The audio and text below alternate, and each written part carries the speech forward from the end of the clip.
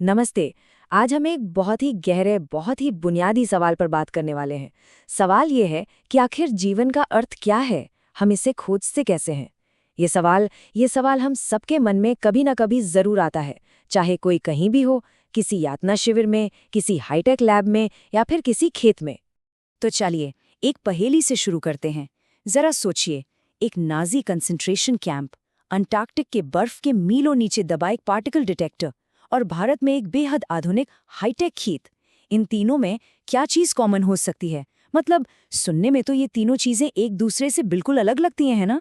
लेकिन इन सब के बीच एक बहुत मजबूत धागा है, एक गहरा सच छिपा हुआ है।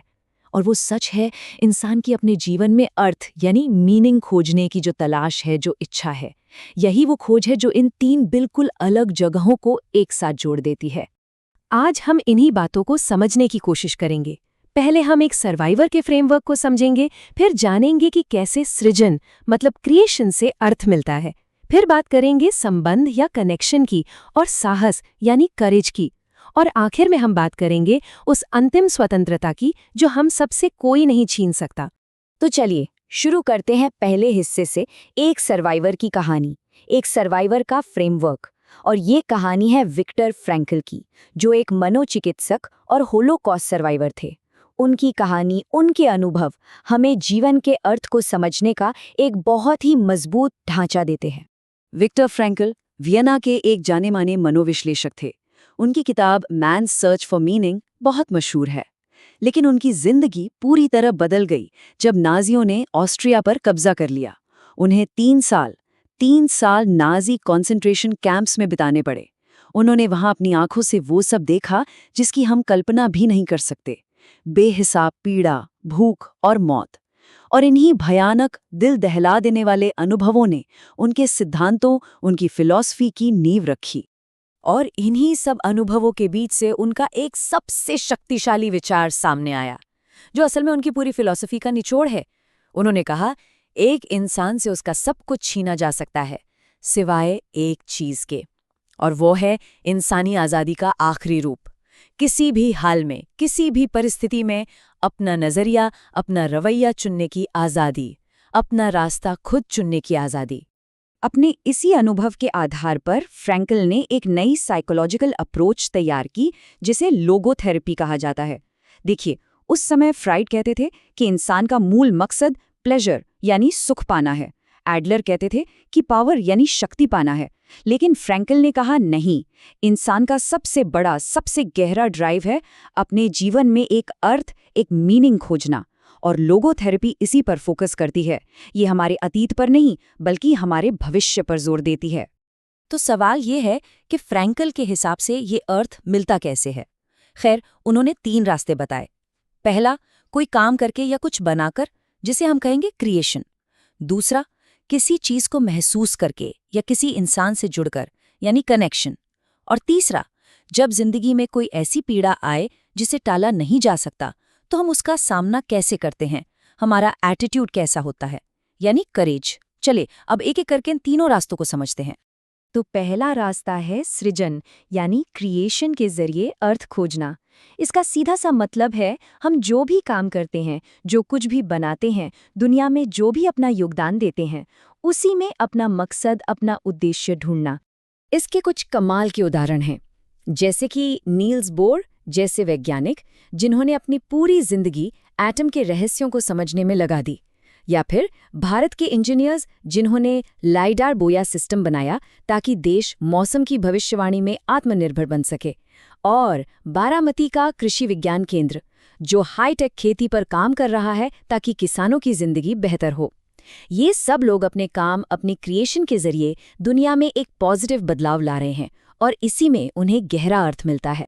ठीक है, अब आते हैं दूसरे रास्ते पर, संबंध यानी कनेक्शन के माध्यम से अर्थ। ये रास्ता है किसी इंसान, किसी आइडिया या फिर खुद अपनी भीतरी दुनिया से एक गहरा जुड़ाव महसूस करने और उसमें मकसद खोजने का। फ्रैंकल ने अपनी किताब में लिखा है कि उस कंसंट्रेशन कैंप में हर रोज उन्हें अपनी पत्नी का ख्याल ही जिंदा रहने की ताकत देता था, ये था किसी इंसान से प्यार, एक गहरा कनेक्शन। लेकिन ये कनेक्शन किसी आइडिया से भी हो सकता है, जैसे वो वैज्ञानिक जो दशकों तक घोस्ट पार्टिकल्स यानी न्यूट्रिनो को खोजते रहते हैं अंटार्कटिक की बर्फ के नीचे डिटेक्टर लगा के। ये क्या है? ये ज्ञान को पाने का, इस यूनिवर्स को समझने का गहरा प्रेम और समर्पण ही तो है। और देखिए, ये कनेक्शन सिर्फ बाहरी दुनिया से नहीं होता। सबसे पहला और सबसे ज़रूरी कनेक्शन तो खुद से होता है।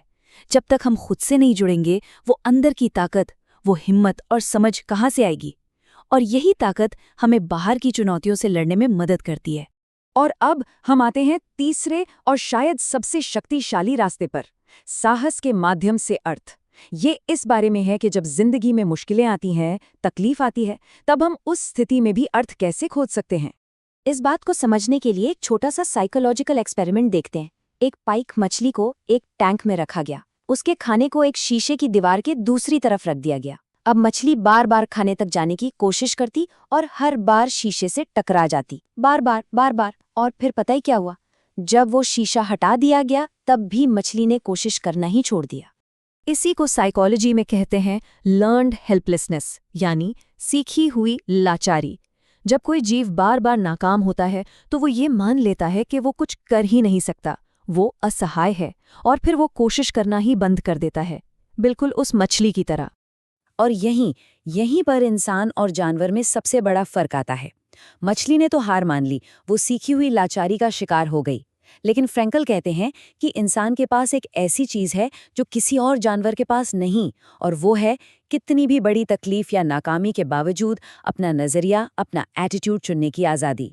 ये हम तय कर सकते हैं कि कोई मुश्किल हमें तोड़ेगी या और मजबूत बनाएगी। और ये बात हमें इस पूरी चर्चा की सबसे अहम हिस्से पर ले आती है, जिसे विक्टर फ्रैंकल ने अंतिम स्वतंत्रता कहा है। ये वो एक अकेली चीज है जिसे दुनिया की कोई भी ताकत हमसे कभी नहीं छीन सकती। और वो है मैं दोहराता हूं, किसी भी परिस्थिति में अपना दृष्टिकोण, अपना नजरिया चुनने का अधिकार। हो सकता है कि हमारे बाहर क्या हो रहा है उस पर हमारा कोई कंट्रोल ना हो, लेकिन हमारे अंदर क्या हो रहा है, हमारे विचार, हमारी प्रतिक्रियाएं, वो हमेशा हमेशा हमारे हाथ में होती हैं। यही हमारी असली अंतिम स्वतंत्रता है। तो इन सारी बातों का सार क्या है? पहली बात, जीवन का अर्थ कोई ऐसी चीज नहीं है जो हमें कहीं से मिल जाएगी। इसे खोजना पड़ता है, और इसे खोजने के रास्ते हैं हमारे काम में यानी क्रिएशन में, हमारे प्यार और रिश्तों में यानी कनेक्शन में, और हमारी हिम्मत में यानी करेज में।